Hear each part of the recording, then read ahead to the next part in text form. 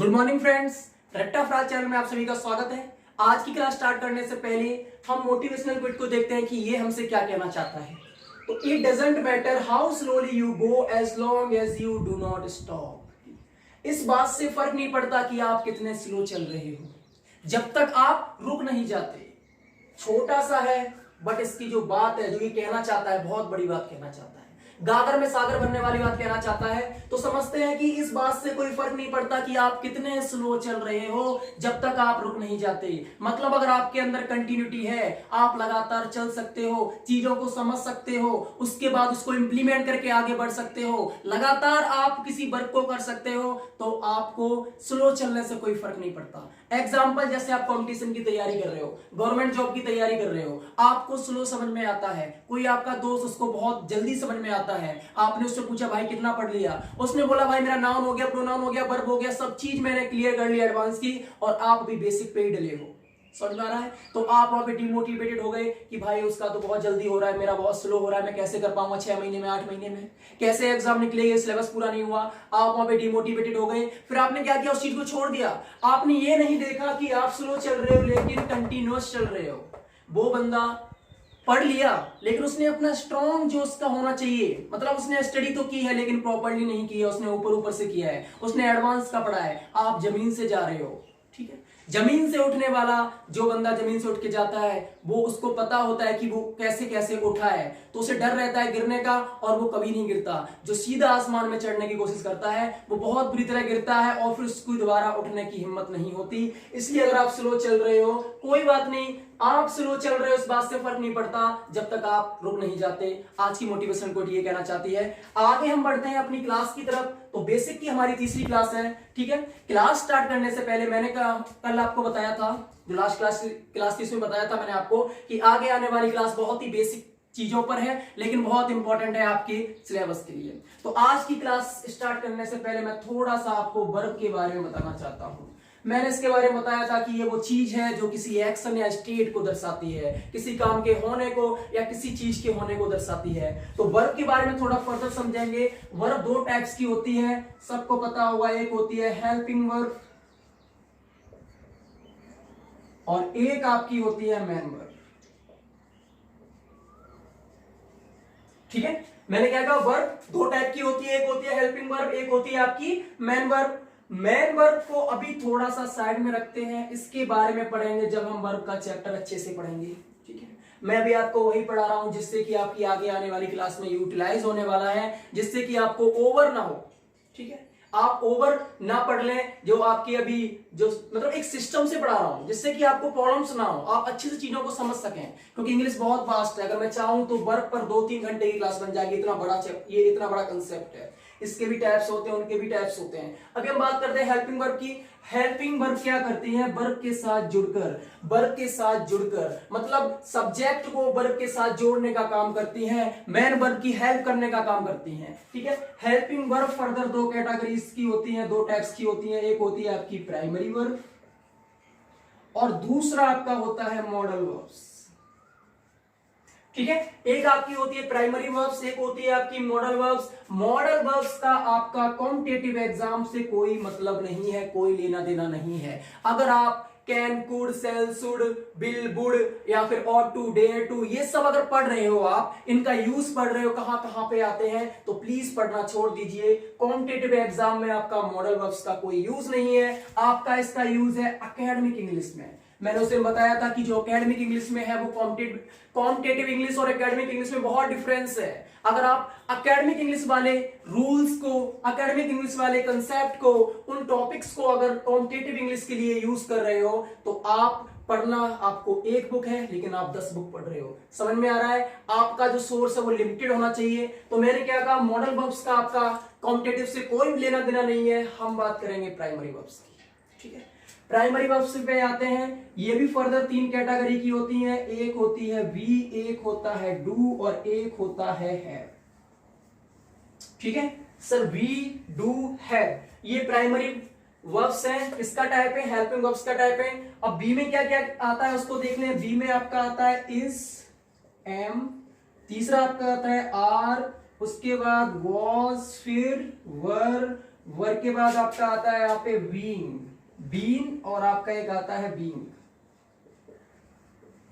ठीक है। डू में सर कौन कौन से आते हैं? तो डू में आपका आता है, एक तो डू आता है, डज आता है, और आपका एक आता है डिड। याद आ रहा होगा आपको, टेंसेस पढ़े हैं आपने। हैव में क्या आता है? तो आपका एक हैज आता है, एक आपका हैड आता है, और एक खुद हैव आता है। ठीक है।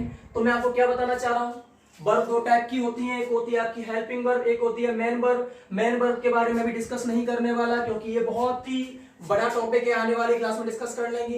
एक एक करके, थोड़ा थोड़ा करके मैं आपको परोसूंगा, जिससे कि आपका पेट ओवरफ्लो ना करे, जो आप खा रहे हो उससे ओवरफ्लो ना हो, और आराम से आप उसे डाइजेस्ट कर सको। तो मेन वर्ब को हम बाद में पकाएंगे, बाद में खाएंगे। आज पकाते हैं हेल्पिंग वर्ब को। तो हेल्पिंग वर्ब को जब पकाया तो उसमें से दो खुशबू आई, एक आई प्राइमरी वर्ब्स की, एक आई मॉडल वर्ब्स की। मॉडल वर्ब्स को हमें अभी नहीं देखना है, अभी नहीं मतलब इसको तो पढ़ना ही नहीं है, कॉम्पिटिटिव एग्जाम में मॉडल वर्ब्स का कोई यूज नहीं है। प्राइमरी वर्ब्स की बात करें तो ये फर्दर तीन कैटेगरीज की होती हैं। एक होती है आपकी बी, एक होता है डू, एक होता है हैव। बी में आपके आते हैं is, am, are, was, were, been और बीइंग। डू में आपका आता है डू, डज, डिड। हैव में आपका आता है हैज, हैड, हैव। ठीक है, इतनी बात क्लियर हुई? अगर इतनी बात क्लियर हो गई है तो फिर हम आगे बढ़ते हैं। ठीक है,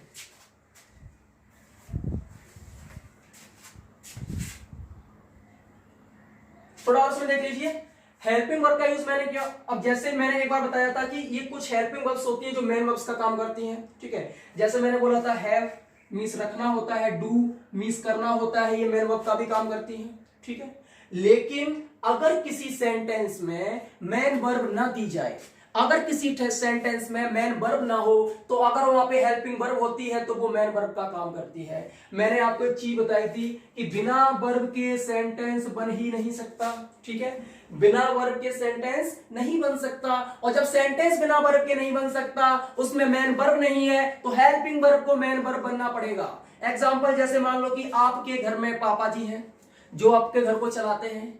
बाई चांस आपके पापा कहीं दूर चले जाते हैं, 10-15 दिन के लिए किसी काम पे चले जाते हैं, तो आपके घर को कौन चलाएगा? जो उनके बाद बड़ा होगा। ठीक है, अब ये सोचो कि मेरे पापा इस घर के, मेरे घर के मालिक थे, वो जा चुके हैं, अब हमारा सहारा कौन है, हम कैसे काम करेंगे, या फिर हमारा देखभाल कौन करेगा? ठीक है, तो और उनके नीचे जो लोग होते हैं, लाइक आपकी मम्मी, ठीक है, आपके चाचा, वो क्या करेंगे? टेक ओवर करेंगे आपके पापा को। वैसे ही अगर मैं बात करूं,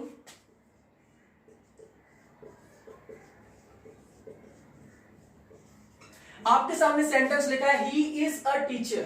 ठीक है, अब आपने देखा यहाँ पे इज क्या है? हेल्पिंग वर्ब है। सर इसमें मेन वर्ब नहीं है, आपने बोला था बिना मेन वर्ब के या बिना वर्ब के सेंटेंस नहीं बन सकता। सर यहाँ तो मेन वर्ब है नहीं, अभी सेंटेंस कैसे बन गया? पूरा सेंटेंस है, पूरा सेंस दे रहा है कि वह एक अध्यापक है, कोई दूसरी बात, मतलब इसमें कोई अनकंप्लीट सेंस तो है नहीं। फिर सर आपने कैसे कहा कि बिना वर्ब के सेंटेंस नहीं बन सकता? यहाँ तो हेल्पिंग वर्ब आ रही है, सेंटेंस पूरा है, सेंटेंस पूरी अपनी बात कह रहा है। तो बेटा, तो भाइयों, तो दोस्तों, जो ये इज है, ये यहाँ पे हेल्पिंग वर्ब तो है, लेकिन यहाँ पे is as a main verb काम कर रही है। समझ में आ गया? जब मेन वर्ब नहीं होती है सेंटेंस में, तो जो हेल्पिंग वर्ब होती है वो मेन वर्ब का काम करती है। क्लियर हुई बात? जैसे और भी ये है, वाज है, वर है, बी है, बीन है, एम है, आर है, डू है, डज है, डिड है, हैड, हैज, हैव, ये सभी हेल्पिंग वर्ब है। लेकिन अगर ये किसी सेंटेंस में आ रही और इनके साथ कोई मेन वर्ब नहीं है, तो ये किसका काम करेंगी? ये करेंगी काम मेन वर्ब का। इतनी बात शायद समझ में आ गई होगी। एक एग्जांपल और लेते हैं।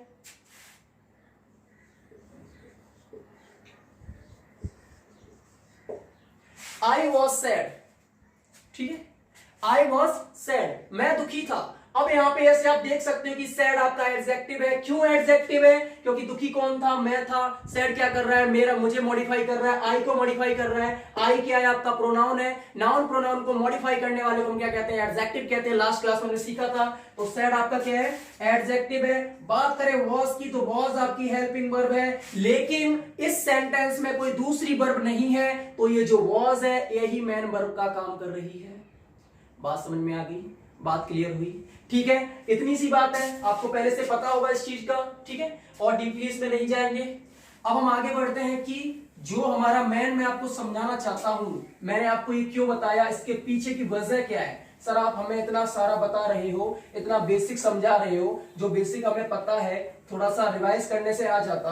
आपने रिवाइज करा दिया, अच्छी बात है, बट सर इसको बताने के पीछे, इतनी रामायण सुनाने के पीछे रीजन क्या है? इतना सब कुछ बताने के पीछे जो रीजन है उस पर बात करते हैं। ठीक है, जैसे मैंने आपसे कहा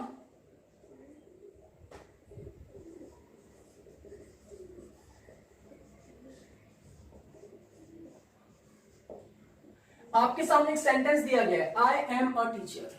ठीक है, आई एम अ टीचर, मैं एक अध्यापक हूं। मैंने आपसे कहा कि ये कौन सा टेंस है?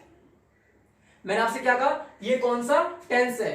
अब कुछ लोग सर सोचेंगे जहां पे एम आ जाए, जहां पे एम हेल्पिंग वर्ब आ जाए, वो आपका प्रेजेंट कंटिन्यूअस टेंस होता है। हमें वही पढ़ाया गया है, जहां पे एम हेल्पिंग वर्ब आ जाए वो हमारा प्रेजेंट कंटिन्यूअस टेंस होता है। ये प्रेजेंट कंटिन्यूअस टेंस नहीं है, आप यहां पे गलत है। फिर सर ये कौन सा टेंस है?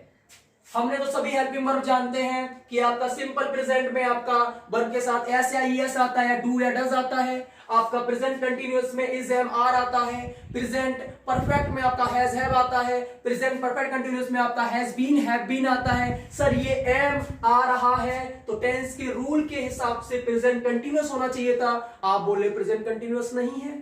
फिर सर ये कौन सा टेंस है? तो आपकी नॉलेज के लिए बता दूं कि ये जो सामने टेंस लिखा हुआ है, सेंटेंस लिखा हुआ है, इसमें टेंस है सिंपल प्रेजेंट का।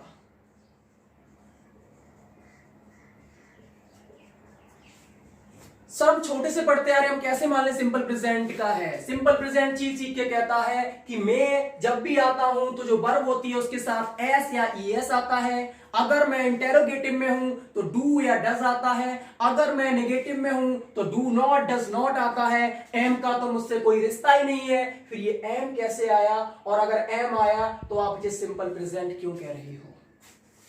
बात समझ में आ रही है? बात समझ में आ रही है? आपके डाउट्स आ रहे हैं? ये सिंपल प्रेजेंट का है। वैसे मैं बोलूं आई वॉज अ स्टूडेंट, मैंने क्या कहा? I was a student. आप देखोगे कि वॉज आया है, वॉज तो हमारा पास्ट कंटिन्यूअस में आता है। क्या बोलोगे आप? सर वॉज आया है, वॉज हेल्पिंग वर्ब हमारी पास्ट कंटिन्यूअस में आती है, पक्का पास्ट कंटिन्यूअस टेंस है। आप यहां भी गलत है, ये पास्ट कंटिन्यूअस नहीं है, ये सिंपल पास्ट टेंस है। सर कंफ्यूज क्यों कर रहे हो? सर कंफ्यूज क्यों कर रहे हो? हमने एम वॉज इतनी मुश्किल से पढ़े थे, इतनी मुश्किल से याद किए थे, आपने तो पूरा आगे चेंज कर दिया कि एम है, फिर भी ये सिंपल प्रेजेंट है, वॉज है, होना चाहिए था पास्ट कंटिन्यूअस, ये सिंपल पास्ट है। अब एक और झटका देते हैं। मैंने कहा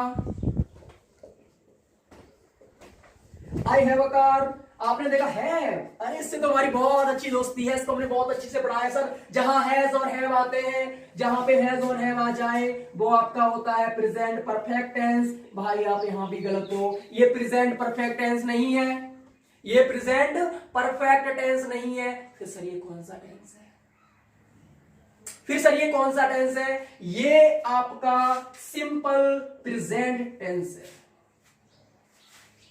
सर बड़ा कंफ्यूज कर दिया आप बोल रहे हो एम आ रहा है, हेल्पिंग वर्ब एम आती है, हमने पढ़ा है कि जहां पर एम आ जाए वो प्रेजेंट कंटिन्यूअस का होता है। आप बोल रहे हो सिंपल प्रेजेंट का है। यहाँ पे वॉज आ रहा है, वॉज चीख चीख के कहता है कि वॉज, मैं, मेरा नाम वॉज है और मैं हमेशा पास्ट कंटिन्यूअस में आता हूं। आप बोल रहे हो सिंपल पास्ट का है। हैव और हैज तो बहुत अच्छे से पता है कि प्रेजेंट परफेक्ट में आते हैं, फिर भी आप बोल रहे हो सिंपल प्रेजेंट में है। सर ऐसा क्यों? तो देखो अच्छे से चीजों को समझना। यहां पे जो एम है इसके साथ कोई भी मेन वर्ब नहीं है, एम के साथ कोई भी मेन वर्ब नहीं है। एम चीख चीख के कहता है कि मैं हेल्पिंग वर्ब के रूप में आता हूं प्रेजेंट कंटिन्यूअस में।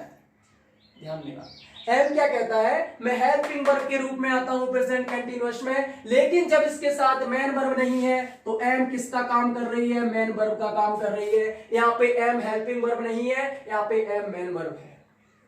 ठीक है, और ये एम यहां पे एक वर्ब और है जिसका नाम होता है लिंकिंग वर्ब, इसको पढ़ेंगे अगली क्लास में। ठीक है, यहां पे वॉज की बात करें तो वॉज यहाँ पे अकेला है, इसके साथ कोई दूसरी वर्ब नहीं है। आई आपका नाउन, ये आपका प्रोनाउन है, मतलब सब्जेक्ट है। ए आपका आर्टिकल है, स्टूडेंट आपका नाउन है। वॉज आपकी वर्ब है, हेल्पिंग वर्ब होनी चाहिए लेकिन उसके साथ कोई वर्ब नहीं है, तो ये कौन किसका काम कर रही है? मेन वर्ब का काम कर रही है। इसने टेक ओवर कर लिया किसको? मेन वर्ब को। आगे बात करें हैव की, तो आई आपका प्रोनाउन है, ए आर्टिकल है, कार नाउन है बची एक अकेली वर्ब। हैव वैसे होती है आपकी कौन सी वर्ब? हेल्पिंग वर्ब होती है, लेकिन यहाँ पे मेन वर्ब नहीं है तो उसका कारोबार संभाल रही है हैव। कैसे? मेन वर्ब का काम करके। आई थिंक आपको चीजें समझ में आ गई।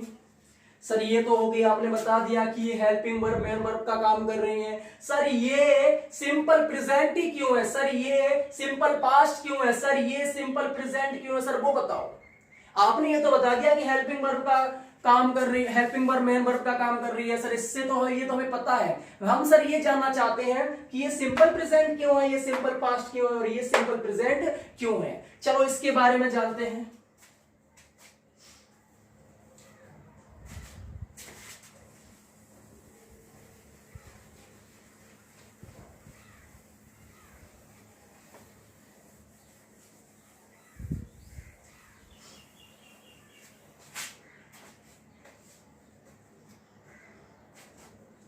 अगर मैं वर्ब की फॉर्म की बात करूं तो आपको पता है, हमें पढ़ाया गया कि वर्ब की 3 फॉर्म होती है। एक और आपको पता है वर्ब की 4 फॉर्म होती है, इसे आईएनजी फॉर्म बोलते हैं। इतना नॉर्मली सबने पढ़ा है। एक फॉर्म और होती है वर्ब की जिसे B5 बोलते हैं।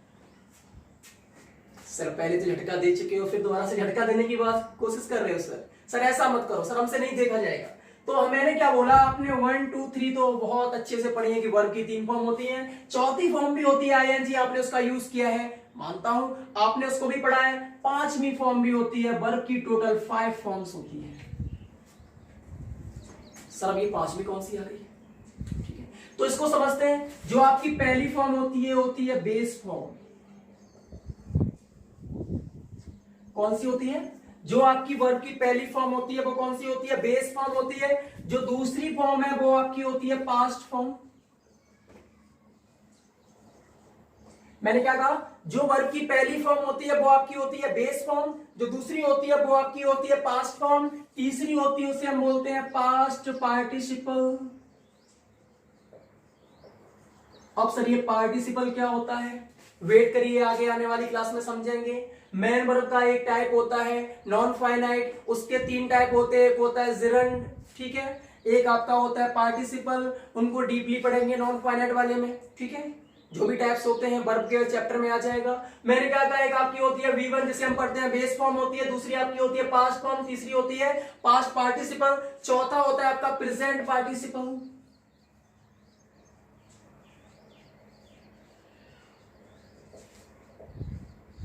ठीक है सर, यहां भी पार्टिसिपल आया है, यहाँ पे फॉर्म्स आई है। सर 5वीं कौन सी होती है? तो 5वीं आपकी होती है बेस फॉर्म।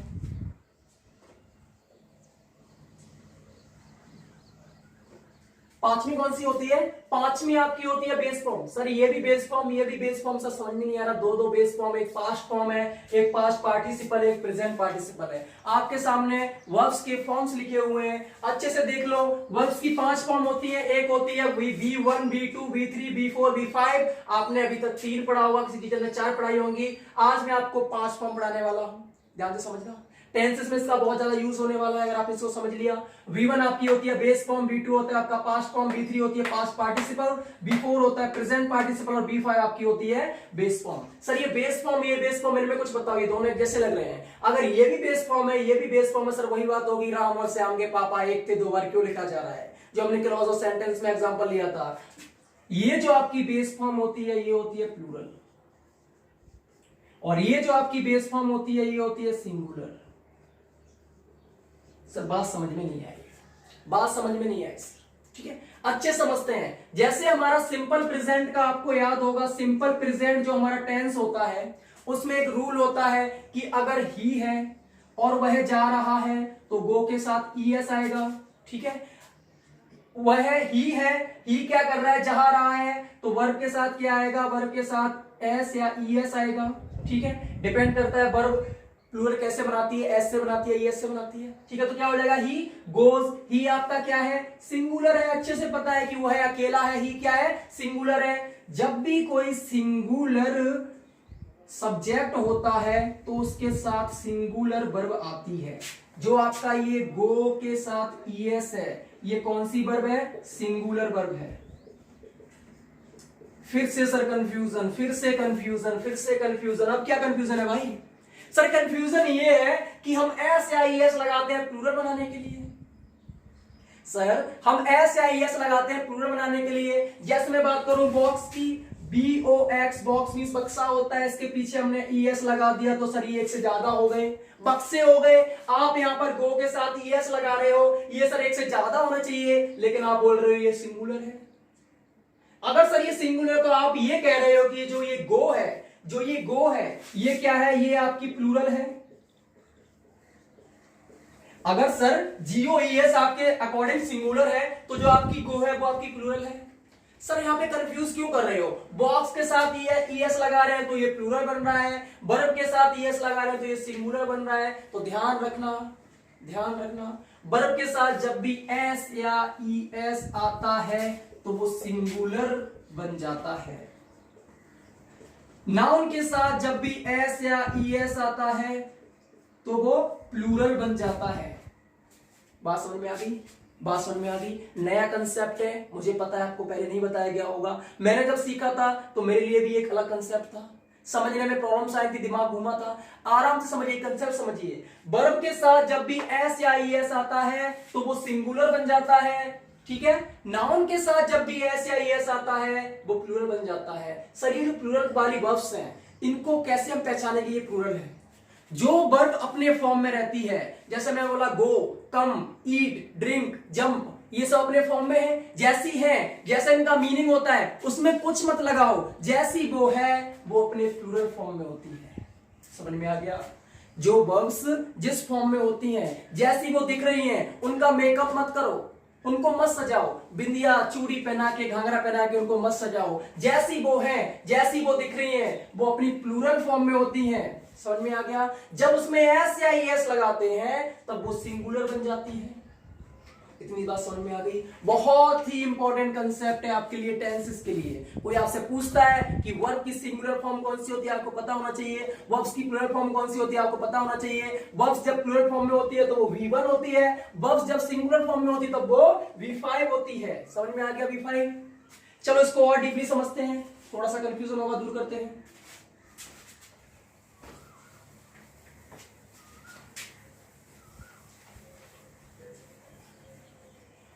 कंफ्यूज मत हो, कंफ्यूज मत हो, ठीक है। मैंने क्या कहा? नाउन को जब सिंगुलर से प्लूरल बनाया जाता है, ठीक है, तो एस या ईएस लगाया जाता है, ठीक है। नाउन को जब सिंगुलर से प्लूरल बनाया जाता है तो एस या ईएस लगाया जाता है। सर आपने ये बात तो बता दी अच्छे से कि एस एस लगाया जाता है, हमने छोटे से पढ़ा है। नंबर वाला आया था, उसमें हमने पढ़ा है एक वचन बहुवचन, हिंदी में पढ़ा है, इंग्लिश में सिंगुलर प्लूरल पढ़ा है। सर ये हमें पता है नाउन के साथ जब भी नाउन सिंगुलर होता है, उसको अगर एक से ज्यादा बनाना है, प्लूरल है, तो उसमें ऐसे यस लगाया जाता है। एग्जांपल ले लो, टॉय, टॉय मींस होता है खिलौना, बचपन में हमने बहुत खेले हैं। अब इनको हमें और ज्यादा खिलौने बोलने हैं तो पीछे एस लगा दो, टॉयज हो गया। सर ये एक है, ये बहुत है, एक से ज्यादा है। लेकिन सर वर्ब का क्या किस्सा है? तो वर्ब क्या करती है? वर्ब का जो फॉर्म होता है, जैसे मैंने बोला आपसे टीच, ठीक है। टीच मीन्स क्या होता है? टीच मीन्स होता है पढ़ाना। टीच अपने ओरिजिनल फॉर्म में है, इसमें कोई फेक नहीं है, कोई मेकअप नहीं है। अब इस टीच में हमने क्या किया? एस या ईएस लगा दिया, तो टीच में क्या लगेगा? टीच में ईएस लगेगा, ठीक है। अब ये बन गया टीचर्स। टीच को हमने टीचर्स बना दिया। सर ये जो टीच था ये कौन सा फॉर्म है और ये कौन सा फॉर्म है? अगर आपको कंसेप्ट नहीं पता है, जिस बंदे को नहीं पता है कंसेप्ट, वो क्या बोलेगा कि बेटा एस या ईएस आया, भाई एस या ईएस आया है, चच्चा एस या ईएस आया है, तो ये कौन सा फॉर्म है? ये आपका प्लूरल फॉर्म है। कौन सा फॉर्म है? प्लूरल फॉर्म है। सब यही बोलेंगे। इसमें एस या ईएस नहीं है तो ये कौन सा है? आपका सिंगुलर फॉर्म है। समझ में आ रहा है? क्यों हम ये बोल रहे हैं? क्योंकि हमें पता है कि प्लूरल बनाने के लिए एस या ईएस लगाते हैं, हमने छोटे में पढ़ा है। लेकिन हमें ये नहीं बताया गया कि नाउन के साथ लगाते हैं एस या ईएस, वर्ब के साथ उल्टा केस होता है। बात समझ में आ रही है? अगर आपको नहीं पता है तो अब समझ लीजिए, अब पढ़ लीजिए कि जब भी नाउन को सिंगुलर से प्लूरल बनाते हैं, एक वचन से बहुवचन बनाते हैं, तो एस या एस लगाया जाता है। और जब भी वर्ब को सिंगुलर बनाते हैं, किससे? प्लूरल से। सर यहाँ नाउन को सिंगुलर से प्लूरल बना रहे हैं, या वर्ब को प्लूरल से सिंगुलर क्यों बना रहे हैं? इसलिए बना रहे हैं कि वर्ब का ओरिजिनल फॉर्म ही प्लूरल होता है। वर्ब जो दिखती है जैसी है, जो वर्ब का जो ओरिजिनल फॉर्म है, जो उसका रियल फेस है, वो कौन सा होता है? प्लूरल होता है। उसको तो हम बदल नहीं सकते, ठीक है। अब आप चाहो कि प्लूरल बना दें, जो वो है उसको चेंज कर सकते हैं, ठीक है। अब किसी और से उसमें चेंज नहीं कर सकते। कंफ्यूज मत हो, मतलब कि वर्ब जो दिखती है वो प्लूरल होती है, उसको हम क्या बना सकते हैं? सिंगुलर बना सकते हैं। कैसे बनेगा? एस या एस लगा के बनेगा। कैसे बनेगा? एस या एस लगा के बनेगा। अगर एस या एस लगा हुआ है और उसको आपको रियल फॉर्म में लाना है तो क्या करना पड़ेगा? एस या एस हटाना पड़ेगा। सर एग्जांपल दो। एग्जांपल मैंने दिया जंप। जंप मीन्स होता है कूदना, इसका बनाना है प्लूरल, तो क्या करना पड़ेगा? जंप के साथ एस लगाना पड़ेगा, जंप्स। ईट मीन्स होता है खाना, बनाना है प्लूरल, सिंगुलर बनाना है, प्लूरल नहीं। क्या बनाना है? सिंगुलर बनाना है। किसको? ईट क्या है? ऑलरेडी प्लूरल है। ऑलरेडी क्या है? बहुवचन में, उसको क्या बनाना है? एक वचन बनाना है, तो क्या करना पड़ेगा? ईट के साथ एस लगाना पड़ेगा। तो ईट आपका हो गया प्लूरल, ईट्स हो गया आपका सिंगुलर। वैसे ही बात करूं लर्न का क्या होता है? लर्न कैसा है? प्लूरल है। क्यों है? क्योंकि अपने ओरिजिनल फॉर्म में है। लर्न मींस होता है सीखना, उसको बनाना है सिंगुलर, तो क्या करना पड़ेगा? एस लगाना पड़ेगा, लर्न्स हो जाएगा, ठीक है। सर और थोड़ा एग्जांपल दे दो। मैंने बोला आपसे बीट मीन्स होता है पीटना, अगर नहीं समझोगे तो पिटाई होगी, ठीक है। बीट मीन्स क्या होता है? पीटना। अब ये कौन से फॉर्म में है? प्लूरल फॉर्म में है, बहुवचन फॉर्म में है। इसको बनाना है सिंगुलर, तो क्या करना पड़ेगा? बीट के पीछे एस लगाना पड़ेगा, प्लीज। बात समझ में आ गई?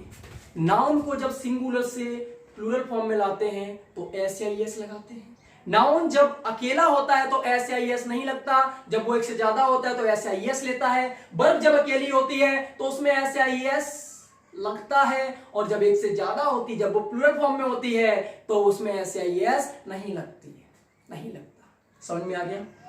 डाउट क्लियर हुआ? तो आगे बढ़ते हैं। आई थिंक आपको समझ में आ गया, हमने बहुत अच्छे समझाया आपको कहां पे, कैसे, किसको प्लूरल बनाया जाता है, ठीक है। सर ये तो आपने बता दिया कि 5 टाइप होते हैं वर्ब के।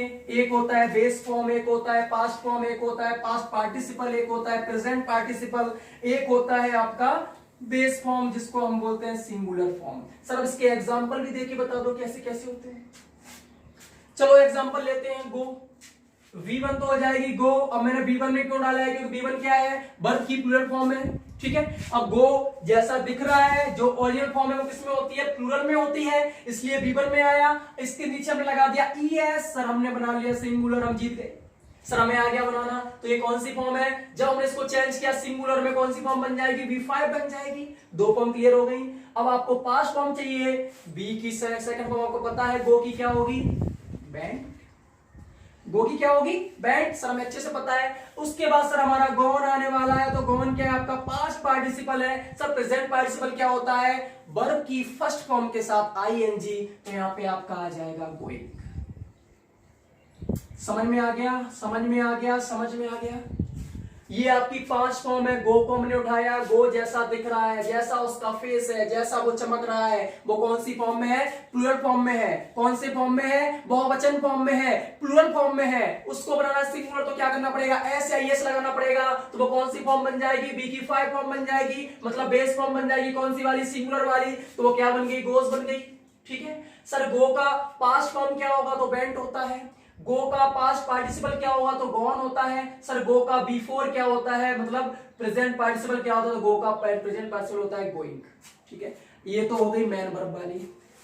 ये किसकी हो गई? गो क्या है? मैन वर्ब है। हमें सीख किस कर रहे हैं? हम सीख रहे हैं हेल्पिंग वर्ब का, क्योंकि मैंने बताया आगे आने वाली क्लास में हेल्पिंग वर्ब का यूज होने वाला है। बात समझ में आ रही है? तो हम देखेंगे हेल्पिंग वर्ब की ये कैसे बनते हैं। सर आपने हमसे बोला था कि जो इज है वो सिंपल प्रेजेंट है, सर जो वाज है वो सिंपल पास्ट है, सर जो हैव है वो आप बोले थे सिंपल प्रेजेंट है। सर मुद्दा मत घुमाओ, सर टॉपिक मत घुमाओ, हमारे दिमाग में वही घूम रहा है कि इज वाज और हैव ये अपना रूप चेंज कैसे कर दिए। ये थे कुछ और, छोटे पर हमारे साथ खेले थे कुछ और थे, इन्होंने झूठ बोला था क्या? सर ये झूठ बोल रहे थे कि मैं जब भी आऊंगा इस बन के, जब भी आऊंगा बॉस बन के, जब भी आऊंगा है बन के, तो हमारा ये रूप होगा। सर आज आप बता रहे हो। सर इस मुद्दे पे आओ, ये तो हमें सर समझ गए, ये हम समझ गए, अच्छे से समझ गए। सर ये बताओ is simple present, was simple present, have simple present कैसे हुआ? तो इसी को बताने के लिए ये सब बताया था मैंने। समझ में आ रहा है? इसको समझाने के लिए तो ये सब है। आप समझोगे कि कौन सी वर्ब कब यूज होती है, किस में यूज होती है, तो कौन सा पास्ट, कौन सा टेंस होता है। बात समझ में आ गई? बात समझ में आ रही है? चलो आगे देखते हैं। इसको रख कर दो। हम क्या करते हैं, वर्ब की फॉर्म से यहां लिख लेते हैं। जैसे मैंने बोला V1, V2, V3, V4, V5, ठीक है। इनके बारे में ऊपर आपको सामने लिखा हुआ दिख रहा है। मैंने बोला V1, V2, V3, V4 और V5। अब इनके जैसे मान लो मैं बी वाली फॉर्म लू, मैंने बोला था कि हेल्पिंग वर्ब 3 टाइप की होती है, बी होता है, एक डू होता है, एक हैव होता है। अब मैंने बी वाली फॉर्म ली। सर बी में से B1 कौन सी होती है, बी में से B1 कौन सी होती है? तो आपको याद होगा कि प्लूरल के लिए हम एम और आर का यूज करते थे। प्लूरल के लिए हम एम और आर का यूज करते थे जब वो प्रेजेंट टेंस में होता था, याद है? इसका यूज किसमें करते थे? सिंगुलर में करते थे।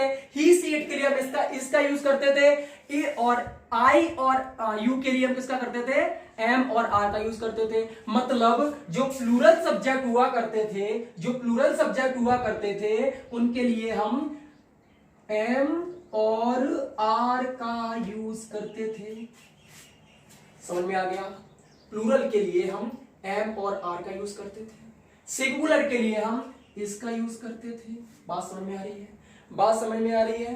बात समझ में आ रही है? एक और है इसमें, हम बी का, जो बी की फॉर्म है उसको हम बता रहे हैं, तो उसको मैंने यहां पे लिख दिया बी, जिससे आप कंफ्यूज मत हो। एक हमने देखा था बी है, एक डू है, एक हैव है। तो बी में जो प्लूरल हुआ करते थे उनके लिए हम एम और आर का यूज करते थे, और जो सिंगुलर होते थे उनके लिए हम इसका यूज करते थे B2। अब B2 क्या है? मतलब वर्ब की सेकंड फॉर्म का यूज कब करते थे? पास्ट में करते थे। कौन से पास्ट में? पास्ट कंटिन्यूअस में। पास्ट कंटिन्यूअस में करते थे। सर कौन कौन सी हेल्पिंग वर्ब आती थी? वॉज और वर्ब आती थी। तो उसमें कुछ चेंज नहीं करना है, आपका यहाँ पे वॉज आ जाएगा और यहाँ पे वर आ जाएगा। बात क्लियर हो रही है? बात क्लियर हो रही है? ठीक है। अब सर V3 क्या है? V3 का यूज हम एज अ बीन करते थे। अगर आपको याद होगा बीन, बीन आपकी B3 है, मतलब पास्ट पार्टिसिपल है। सर B4 क्या है? बी के साथ ing लगा दो, बीइंग आपका हो गया B4। समझ में आ गया? हेल्पिंग वर्ब का एक टाइप था बी, ठीक है। हेल्पिंग वर्ब में दो टाइप थे, प्राइमरी मॉडल्स। मॉडल्स को पढ़ना नहीं है, एकेडमिक इंग्लिश में आता है वो, हमें पढ़ना है प्राइमरी। प्राइमरी में 3 टाइप्स थे, एक था बी, एक था डू, एक था हैव। बी का हमने पोस्टमार्टम कर दिया। क्या क्या मिला? बी में हमें मिला कि V1 होती है एम और आर, V2 होती है वॉज और वर, V3 होती है बीन, V4 होती है बीइंग और V5 होता है इज। बात समझ में आ गई? बात समझ में आ गई? B5 इस क्यों है? क्योंकि ये सिंगुलर में यूज होती थी। B1 MR क्यों है? क्योंकि ये प्लूरल में यूज होती थी। बात क्लियर हुई? बात समझ में आ रही है? ठीक है। अब ये हमारी हो गई बी की। सर अब इनसे उस सेंटेंस का क्या लेना है, उस टेंस का क्या लेना है? सर वो मुद्दे वाली बात बताओ। अब देखो मैंने आपसे उस टेंस में बोला था आई एम अ टीचर, ठीक है। मैंने क्या बोला? आई एम अ टीचर। अब मैं आपसे एक बात पूछता हूं कि इसमें वर्ब क्या है? तो आप बोलोगे सर इसमें कोई पूछने वाली बात है? एम वर्ब है। वर्ब क्या है? एम है,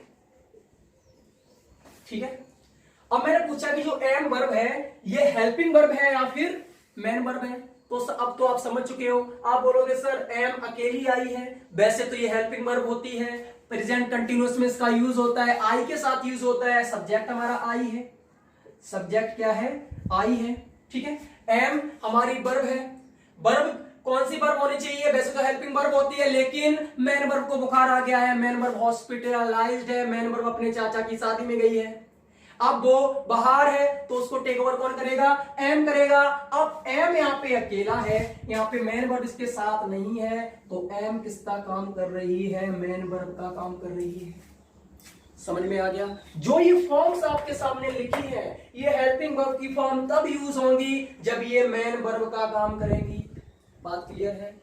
ये जो फॉर्म आपके सामने मैंने लिखी है B1, B2, B3, B4, B5 helping verb की, ये यूज तब होंगी जब ये मेन वर्ब का काम करेंगी। बात क्लियर है? जब इनके साथ कोई मेन वर्ब नहीं आई होगी सेंटेंस में और ये किसका काम कर रही होंगी, मेन वर्ब का काम कर रही होंगी, तब ये यूज होंगी इन फॉर्म्स में। ठीक है, अब हमने इस सेंटेंस में देखा I am a teacher, am अकेला आया है, मेन वर्ब इसके साथ नहीं है, वो कहीं पिकनिक पे गई है, घूमने गई है, फैमिली के साथ गई है। ठीक है, अब मेन वर्ब नहीं है तो एम ने उसका टेक ओवर किया, उसकी जगह पे आ गई। अब एम यहाँ पे किसका काम कर रही है, मेन वर्ब का काम कर रही है। जब एम मेन वर्ब का काम कर रही है तो इनमें से होगी, इन फॉर्म में से होगी। अब आपने एम देखा कहां पे है, वर्ब की फर्स्ट फॉर्म है, और आपको अच्छे से पता होगा वर्ब की फर्स्ट फॉर्म कौन से टेंस में आती है।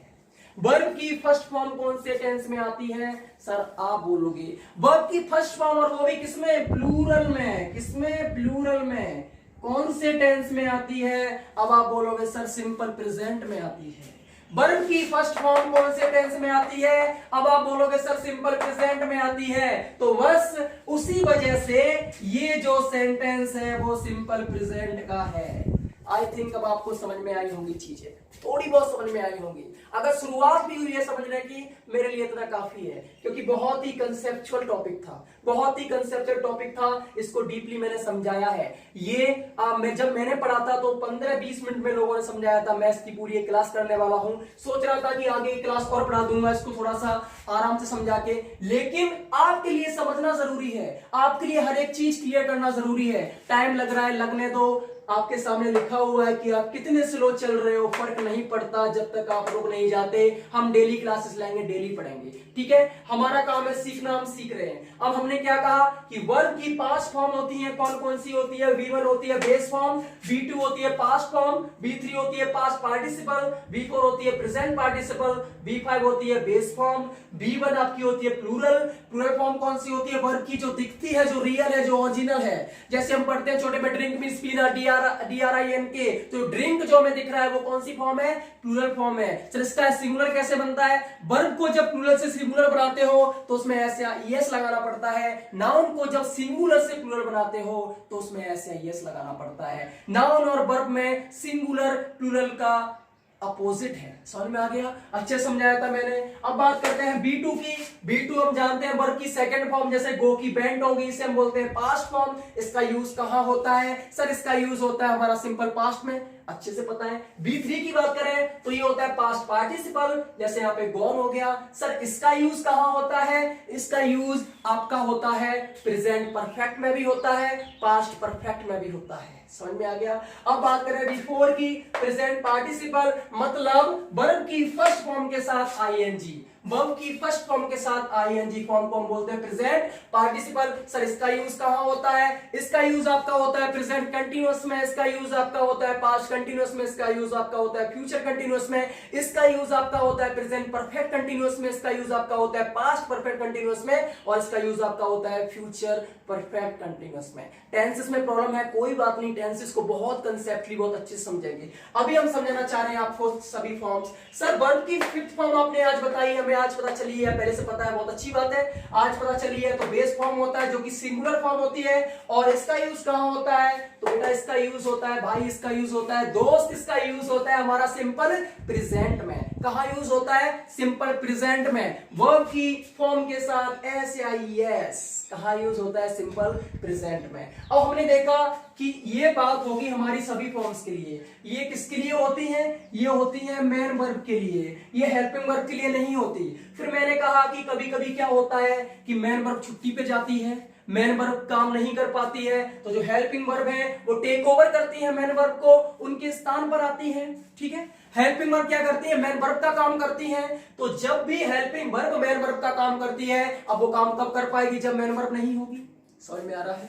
समझ में आ रहा है? आप अपने घर के राजा कब बन पाओगे? जब पापा आपके रिटायर हो जाएंगे। जब पापा काम नहीं कर पाएंगे तभी तो आपके ऊपर मालकी आएगी, तभी आप राजा बन पाओगे। मैन वर्ब रिटायर हो गई है, वो छुट्टी पे गई है, कहीं भी गई है, उससे फर्क नहीं पड़ता। हमें इससे फर्क पड़ता है कि जब मैन वर्ब नहीं होती है तो वहां पे हेल्पिंग वर्ब मैन वर्ब का काम करती है, और जब हेल्पिंग वर्ब मैन वर्ब का काम करती है तो वो इन 5 फॉर्म में से होगी। हमने देखा यहाँ पे आई एम टीचर है, am as a helping verb present continuous में आता है। मैंने आपसे बोला था ये सिंपल प्रेजेंट का टेंस है। अब आपको समझ में आएगा क्यों है, क्योंकि एम आपकी वर्ब की फर्स्ट फॉर्म है, और वर्ब की फर्स्ट फॉर्म हमेशा प्रेजेंट सिंपल प्रेजेंट में आता है, प्रेजेंट इंडेफिनिट टेंस में आता है। आई थिंक आपको इतना समझ में आ गया होगा। एक बार इसका ओवरव्यू ले लो, तब तक मैं थोड़ा सा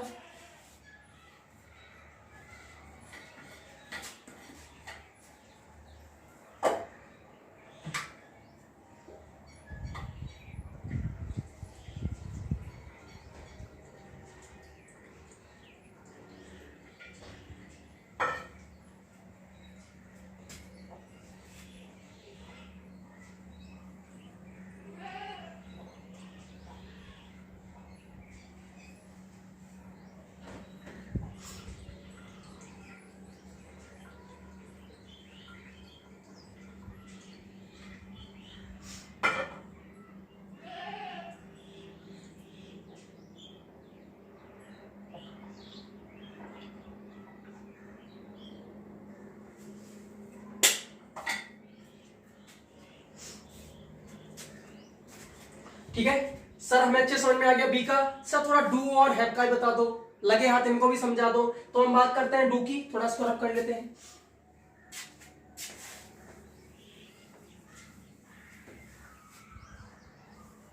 बात करते हैं डू की, तो आपको पता है डू एंड एस का यूज हम कब करते हैं? सिंपल प्रेजेंट में करते हैं। डू कब करते हैं? जब सब्जेक्ट कैसा हो?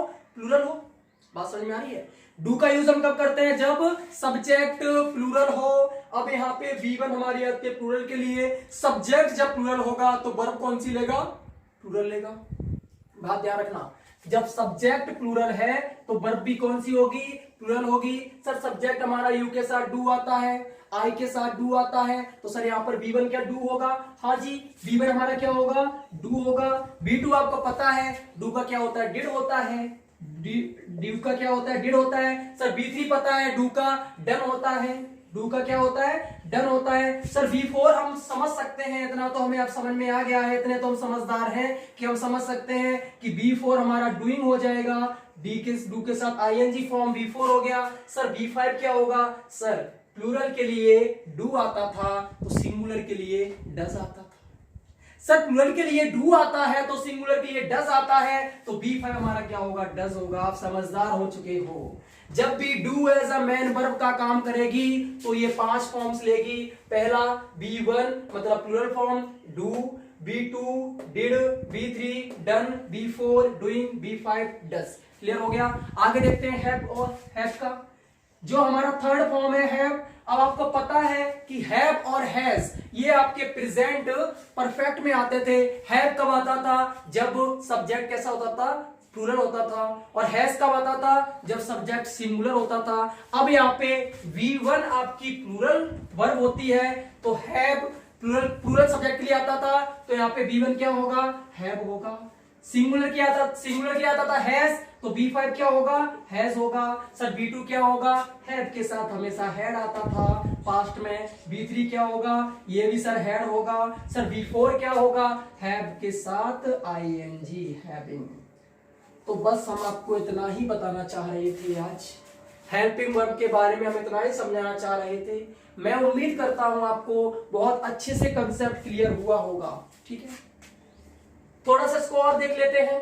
मैंने आपको बताया वर्ब 2 टाइप्स की होती हैं। कौन कौन सी होती हैं? एक आपकी होती है हेल्पिंग वर्ब, एक आपकी होती है मैन वर्ब। मैन वर्ब को मैंने अभी टच नहीं किया, हेल्पिंग वर्ब का मैंने पोस्टमार्टम कर दिया। हेल्पिंग वर्ब 2 टाइप की होती है, एक होती है प्राइमरी वर्ब, एक होती है आपकी मॉडल वर्ब। मॉडल वर्ब को हमने टच नहीं किया। हेल्पिंग वर्ब की जो प्राइमरी वर्ब है उसका हमने पोस्टमार्टम कर दिया। सर प्राइमरी वर्ब को आपने 3 टाइप में बताया, एक था बी, एक था डू, एक था है।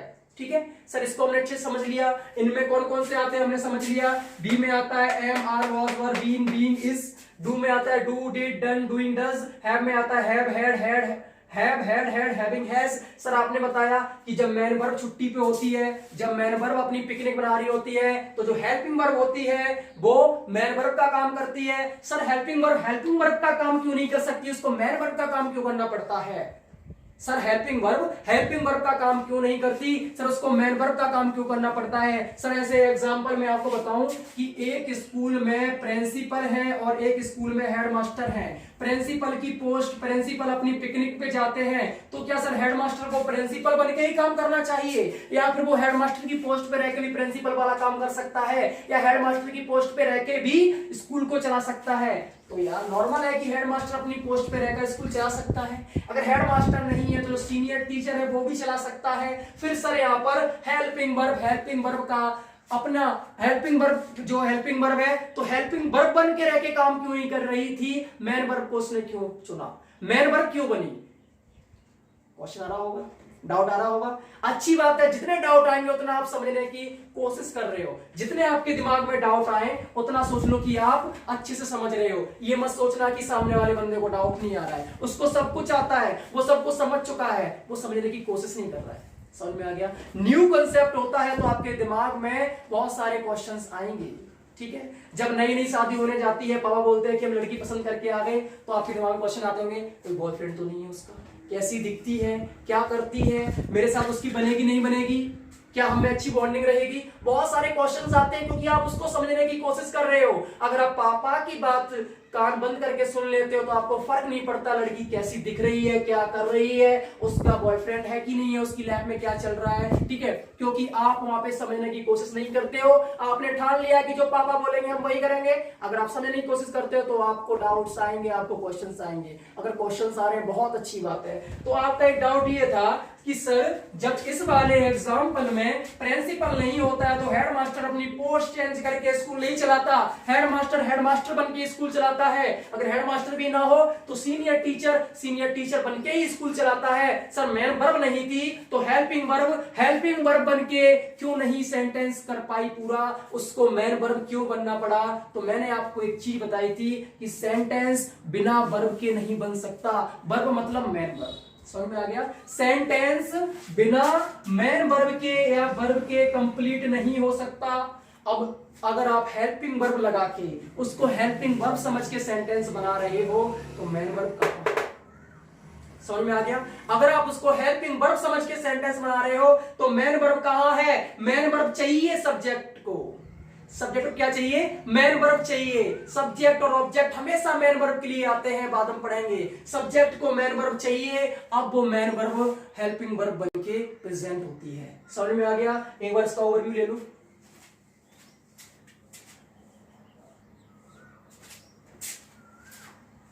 ठीक है, टाइम देखने गया था, टाइम हो गया 46 मिनट आई थिंक, तो टाइम बहुत हो गया है। आगे वाला अगर टॉपिक समझाऊंगा तो टाइम लगेगा और वो ज्यादा लंबी वीडियो चली जाएगी, एनर्जी भी डाउन हो चुकी है। तो आज हम अपना यहीं पे ओवर करते हैं। हमने वर्ब का एक बहुत अच्छा कंसेप्ट समझा है, वहीं अगर मैं आपसे इसकी प्रैक्टिस कराऊं, मैं आपसे बोलूं अब देखो आप कितने जल्दी आंसर्स दोगे। ऊपर वाला लिखा रहने दो क्योंकि आपके लिए इंपॉर्टेंट है उसको पढ़ना। नीचे वाला आपको समझ में आ गया होगा कि वर्ब्स की कौन सी फॉर्म होती है, कितनी फॉर्म होती है, कौन सी फॉर्म कैसे यूटिलाइज करती है। अगर कोई आपसे पूछे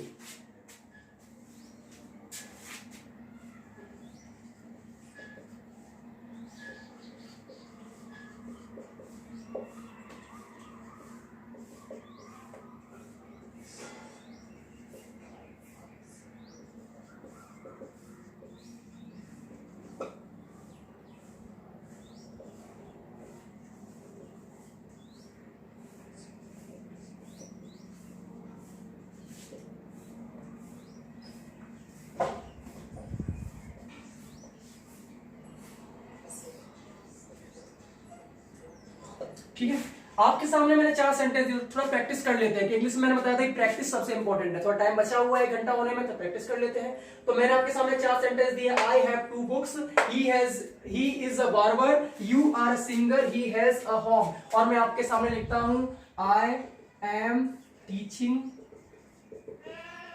मैंने और लिख दिया आई हैव रेड, तीसरा लिख दिया मैंने यू आर वर्किंग ठीक है, तो मैंने आपके सामने ये लिखे हैं। अब आप यहां मुझे बताओ कि कौन सी हेल्पिंग वर्ब है और कौन सी मेन वर्ब है। कहां पे जो हेल्पिंग वर्ब है हेल्पिंग वर्ब का काम कर रही है और कहां पे मेन वर्ब का काम कर रही है। आप अच्छे समझ चुके हो कि अगर सेंटेंस में मेन वर्ब नहीं है तो हेल्पिंग वर्ब मेन वर्ब का काम कर रही है। सर आपने बता दिया कि अगर सेंटेंस में मेन वर्ब है तो हेल्पिंग वर्ब का काम कर रही है। सर हमने सेंटेंस देखा आई हैव 2 बुक्स, तो ये तो सर आपका नाउन है और 2 यहाँ पे आपका एडजेक्टिव का काम कर रहा है, बाद में पढ़ोगे एडजेक्टिव। ठीक है, 2 यहाँ पे क्या आपका एडजेक्टिव है, बुक्स आपका नाउन है, आई आपका सब्जेक्ट है और आई क्या होता है, प्रोनाउन होता है। सर यहाँ पे हैव अकेला बचा है वैसे होना चाहिए हेल्पिंग वर्ब, लेकिन मेन वर्ब नहीं है तो हैव किसका काम कर रही है, मेन वर्ब का काम कर रही है। बात समझ में आ गई। नीचे देखा आपने ही आपका प्रोनाउन है, ए आपका आर्टिकल है, बार्बर आपका नाउन है, बाल काटने वाले का नाम होता है बार्बर, तो ये क्या है आपका नाम है। सर यहाँ बचा अकेला इज के साथ कोई मेन वर्ब होती तो इस क्या होता है, हेल्पिंग वर्ब होती। इज के साथ कोई मेन वर्ब नहीं है तो इस क्या है, इस खुद मेन वर्ब है। ठीक है, इस किसका काम कर रही है, मेन वर्ब का काम कर रही है। अब यहाँ पे आते हैं, आई आपका प्रोनाउन है, एम आपकी हेल्पिंग वर्ब है और जो टीचिंग है, टीच के साथ आईएनजी फॉर्म, आपको पता है टीच के साथ आईएनजी फॉर्म और उससे पहले एम लगा हो तो कौन सा टेंस होता है, प्रेजेंट कंटीन्यूअस टेंस होता है। सर ये टीच मींस होता है पढ़ाना, टीचिंग, टीच के साथ आईएनजी फॉर्म, ये सर आपकी मेन वर्ब है और कौन सी है, प्रेजेंट पार्टिसिपल फॉर्म में है। ठीक है सर, मेन वर्ब इस सेंटेंस में है तो एम किसका काम करेगा, हेल्पिंग वर्ब का काम करेगा। अब इसको अधिकार मेन वर्ब बनने का नहीं है क्योंकि उसके साथ मेन वर्ब है। सर नीचे देखते हैं, यू आपका प्रोनाउन है, आर आपकी हेल्पिंग वर्ब है, ए आपका आर्टिकल है, सिंगर आपका नाउन है। सर आर यहाँ पे अकेला आया, इसके साथ कोई मेन वर्ब नहीं है तो आर किसका काम कर रहा है, मेन वर्ब का काम कर रहा है। अगले देखते हैं, ही आपका प्रोनाउन है, एज आपकी मेन वर्ब है, ए आपका आर्टिकल है, होम आपका नाउन है। सर यहाँ पे हैज अकेली वर्ब है, इसके साथ कोई भी वर्ब दूसरी नहीं है। जब कोई दूसरी वर्ब नहीं है, मेन वर्ब नहीं है तो ये हैज किसका काम कर रहा है, हैज खुद मेन वर्ब का काम कर रहा है। सर यहाँ पे बताइए, आई आपका क्या है, बताओ, आई प्रोनाउन है सर, हैव आपकी क्या है, हैव वैसे तो सर हेल्पिंग वर्ब है, अगर इसके साथ कोई मेन वर्ब नहीं होगी तो ये मेन वर्ब होगी। देखते हैं रीड क्या है, सर रीड मींस पढ़ना होता है, हम पढ़ रहे हैं तो सर रीड क्या है, रीड खुद एक वर्ब है। रीड क्या है, रीड खुद एक वर्ब है, वर्ब के साथ have as a helping verb आता है। कौन से टेंस में आता है, प्रेजेंट परफेक्ट में आता है। तो रीड कौन सी फॉर्म में है, बी3 में, पास्ट पार्टिसिपल में है। सर रीड यहाँ पे मेन वर्ब है, ये छुट्टी पे नहीं गई है तो हेल्पिंग वर्ब को अधिकार नहीं मिलेगा, उसे हेल्पिंग वर्ब बन के ही रहना पड़ेगा। बात समझ में आ रही है। आगे यू देखा आपने, यू प्रोनाउन है, सर आर वैसे तो हेल्पिंग वर्ब होती है, इसके साथ मेन वर्ब नहीं होगी तो ये मेन वर्ब हो जाएगी। लेकिन सर वर्किंग ने काम बिगाड़ दिया, वर्किंग ने क्या किया, काम बिगाड़ दिया। वर्किंग यहाँ पे एज अ मेन वर्ब आई है, वर्किंग क्या है, मेन वर्ब है, वर्ब के साथ आईएनजी फॉर्म है, कौन सा है, प्रेजेंट पार्टिसिपल फॉर्म में है। सर वर्किंग मेन वर्ब है तो आर को हेल्पिंग वर्ब में ही संतुष्टि करनी पड़ेगी। वर्किंग अगर मेन वर्ब है तो आर को हेल्पिंग वर्ब में ही संतुष्टि करनी पड़ेगी। बात समझ में आ रही है, बात समझ में आ रही है। अब एक डाउट और होता है, हम जब भी किसी भी वर्ड के पीछे आईएनजी फॉर्म देखते हैं हम सोचते हैं वो वर्ब है। मैं थोड़ा सा आपको हिंट दे रहा हूं आगे क्लास के लिए। जब भी हम वर्ब के साथ में आईएनजी फॉर्म देखते हैं हम सोचते हैं कि वो वर्ब है और कौन सा है, बी4 है, प्रेजेंट पार्टिसिपल है, आईएनजी फॉर्म है। क्योंकि हमें बेसिक नहीं पता होता, हमें कंसेप्ट नहीं पता होता। वर्ब के साथ आईएनजी अगर लगा है वो कहीं कहीं पर नाउन का भी काम करता है। वर्ब के साथ आईएनजी लगा हुआ कभी कभी नाउन का भी काम करता है, आगे हम पढ़ेंगे। ठीक है, तो हमें वर्ब पहचानना बहुत जरूरी है। अगर आईएनजी फॉर्म के शुरुआत में अगर हेल्पिंग वर्ब दी गई है, अगर आईएनजी लगा है और शुरुआत में हेल्पिंग वर्ब दी गई है, कौन कौन सी, is, am, are, was, were, been, being, be, ये सब दी गई हैं तो वो क्या होगी, तब वो मेन वर्ब होगी। समझ में आ गया, पढ़ेंगे आगे, डोंट वरी। आज की क्लास हम यहीं पे समाप्त करते हैं। आई थिंक आपको क्लास समझ में आई होगी, पसंद आई होगी। आज हमने बहुत कुछ सीखा है, टॉपिक इतना डीपली जाने वाला नहीं था लेकिन मैंने सोचा कि आपको अच्छे से समझाऊं इसलिए मैं डीपली लेके गया। टाइम लग रहा है, लगने दो, मैं आपके साथ हूं, डेली ये क्लास आपके लिए होगी। उसके लिए मुझे कुछ भी करना पड़े, मैं अपने कंसेप्ट क्लियर कर रहा हूं, जगह जगह से सीख रहा हूं और आपको सिखा रहा हूं। ठीक है, मेहनत करनी पड़ रही है, मैं कर रहा हूं, आप लोग मेहनत करिए, अच्छे से करिए। मैं इसमें खुश हो जाऊंगा कि मेरी सहायता से आप लोगों ने कुछ सीखा, मेरे लिए इतना काफी है। ठीक है, तो आज की क्लास हम यहाँ पे ओवर करते हैं। कल जो क्लास होगी, जो हम आज पढ़ाना चाह रहे थे, जो मेन टॉपिक था, वो वाली क्लास होगी। बहुत ही बेसिक टॉपिक है, बहुत ही इंपॉर्टेंट टॉपिक है और बहुत ही समझने वाला टॉपिक है। अच्छे से समझना। आज के लिए all the best, all the best, all the best.